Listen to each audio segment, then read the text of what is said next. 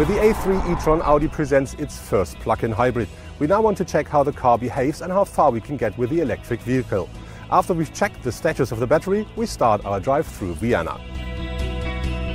The fact that Audi have produced a hybrid rather than a purely electric vehicle is no accident.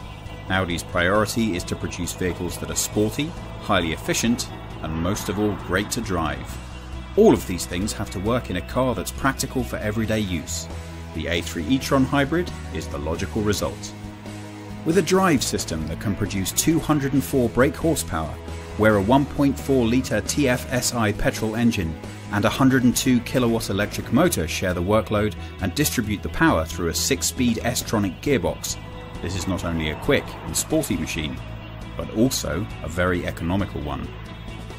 With our batteries full to the brim, driving under 80 miles per hour and using steady acceleration, we don't need to use any petrol at all. The car will coast along happily using only the electric motor for over 30 miles. I think one big advantage of the A3 e-tron is that we have a very powerful electric motor with 75 kilowatts. So this means that the customer can really do their daily driving in fully electrically. And that's one advantage, I think. Also, we have 110 kilowatts of petrol engine, and the combination is 150 kilowatts. So it gives the customer also very good performance, but at the same time, very low fuel consumption. The interior greets us in the style and comfort we've come to expect from an A3, and is fitted with generous standard equipment. The cabin space and storage doesn't seem to have been affected in any way by the hybrid technology. Ample room is provided for both passengers and their luggage. The technology that has been developed for the e-tron will delight bargain hunters. The charge and condition of the battery can be checked remotely via a smartphone app, making managing your battery use easy and allowing you to make the greatest possible savings by getting the most out of the effortless electric mode. The battery has a capacity of 8.8 kilowatt hours. Now that we've finished our sightseeing through Vienna, we have to refuel our car. But the thing is, we only need some electricity because we didn't need any fuel at all.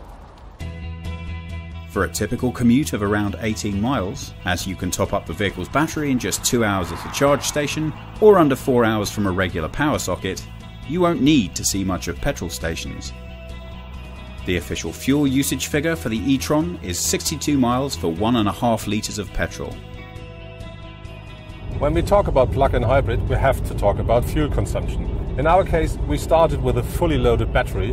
We drove a while, but the car took less than 3 liters in 100 kilometers. The car got more than 200 brake horsepower, so I think that's more than fine. The best use of the hybrid technology is a high proportion of city or country driving. Here, the compact 5-door e-tron will spend its time gliding on a hybrid wave. Without sharp acceleration and aggressive driving, this remains an effective and economical way to travel. But when you do put your foot down, you'll find that the e-tron has no shortage of power readily available to you for those times when fuel efficiency is not quite as important as raw power. Audi are huge supporters of this type of hybrid technology, so we can expect to see it spreading through Audi's middle and upper class models. If hybrid cars can be produced that are unobtrusive, comfortable and powerful as we experienced with the Audi A3 e-tron, then we can expect to see a lot more of them. This November, Audi brings the highly practical A3 e-tron to the market at a starting price of €37,900.